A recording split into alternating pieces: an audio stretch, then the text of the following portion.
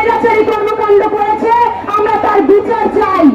আমরা তাকে কোনোভাবেই এই আওয়ামী লীগকে এই বাংলায় আর ফিরে আসতে দিতে চাই না। স্বৈরাচারের বিচার হবে এই বাংলার মাটিতে, স্বৈরাচারের বিচার হবে এই বাংলার মাটিতে।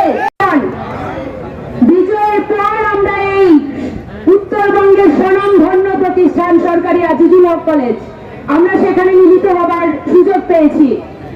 আপনাদের যে যেখান থেকে আজ এই অনুষ্ঠানে উপস্থিত হয়েছেন সবাইকে জানাই বিজয়ের শুভেচ্ছা। আপনারা জানেন আমরা এই বীরের জাতিরা ইতিহাসের দিকে যদি তাকিয়ে দেখি